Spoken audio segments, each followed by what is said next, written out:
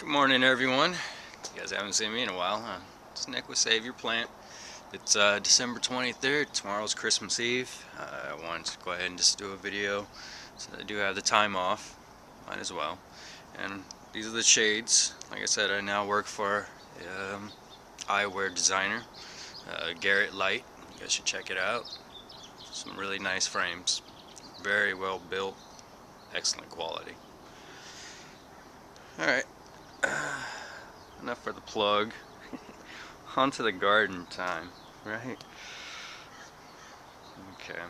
So, the roses have been pruned. How do I know when it's time? Well, when they get super leggy, they stop producing flowers, and the temperatures start to drop at night. Right now, temperature right now is probably, well, in the sun it feels like it's 70, but moving to the shade, then it's 51 degrees. Not bad at all. The lawn is coming in nicely. Remember, I went ahead and reseeded. This is a fescue. A couple sections didn't take very well around the border here. It's alright. For most part, it's nice and full. I also applied some mulch down to the roses around the base. I removed the red wood chips I had and went ahead and just replaced it with mulch. I also feed this, after I prune it, I give it seaweed concentrate or seaweed extract, high in potash or potash, depends on where you're from, is how you say it. I've had a comment on that. Apparently, yeah, I did my research. Succulents, I still need to get to those. Plumeria, kind of, you know, they're overwintering right now. That section is doing fine. Apple tree, it's gonna lose all its leaves come January. All those leaves gonna drop. I still have habaneros coming. Lots and lots of hobs. And these chocolate hobs, these are cool. These do very well. All of these have done very, very well. I got a couple of the mustard or the white hobs. Yeah, I need to get in here and pick them before they go to waste.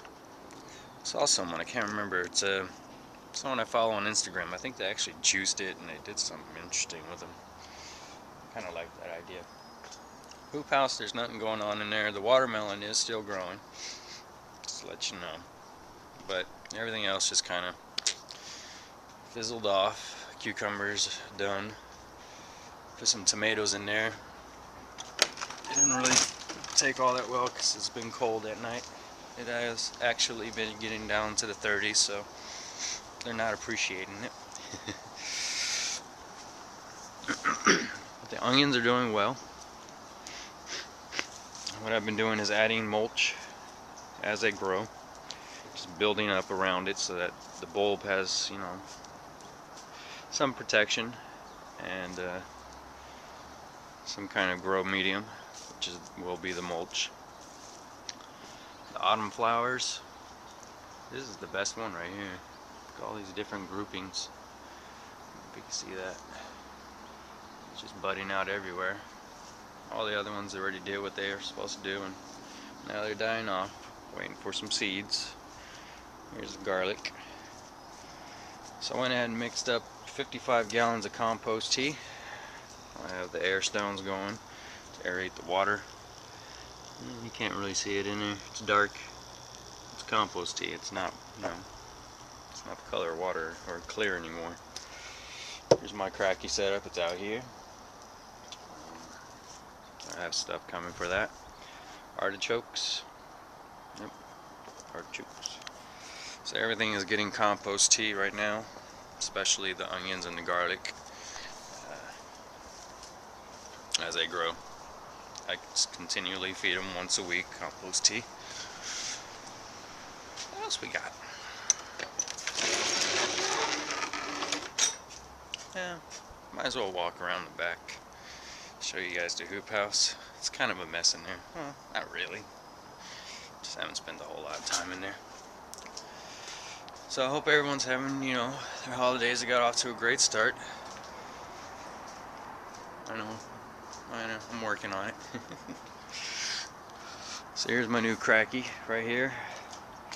And yes, I do them in soil now. This isn't soil, this is just like perlite seed starting mix. All I do is take the plants out, rinse the roots off, rinse the soil off the roots, and plant. It works for me.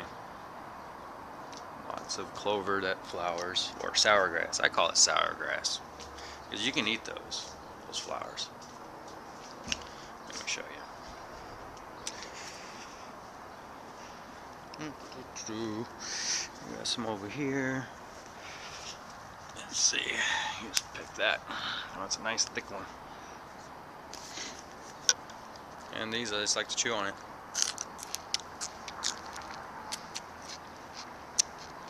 Ooh, that's sour.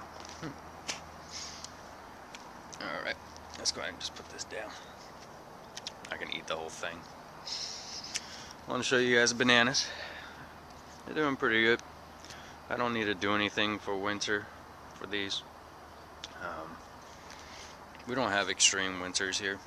We might get 1 or 2 freezing nights, like below 30, but that's it. For most part, it pretty much stays above 40 degrees. There you go, the hoop house. Not much going. Cucumber's gone. There's a huge root mass in that one. I wish I did a video of it, but it wasn't handy. These are some Roma tomatoes I got from France that I thought would do well, but there's been too many cold snaps at night.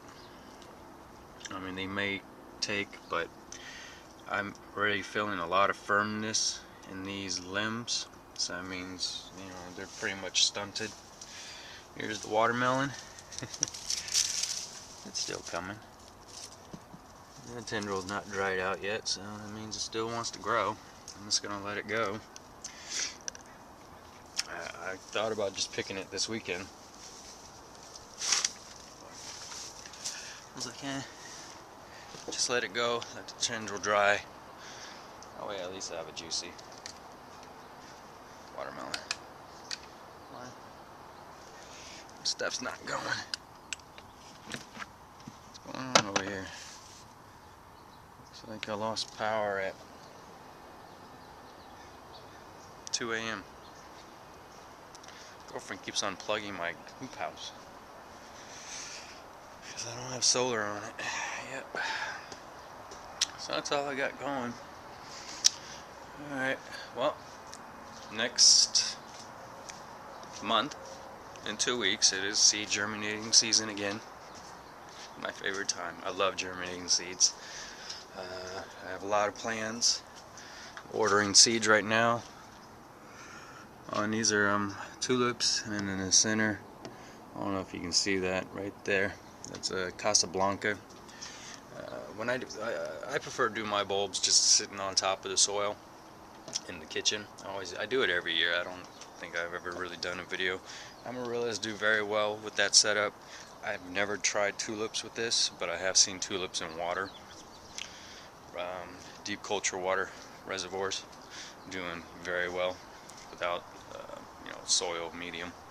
So I'm gonna give it a shot with the tulips and the Casablancas. The Cymbidium Orchid, when I transplant it, it's doing really well. I should start seeing some spikes come January. It's usually spikes, shoots. It really starts to fully develop in February, so I got to keep an eye on that so I can train them so they don't grow all weird and unmanageable. But yeah, well, that's all I got. Yep. Grapes, I have not trimmed them.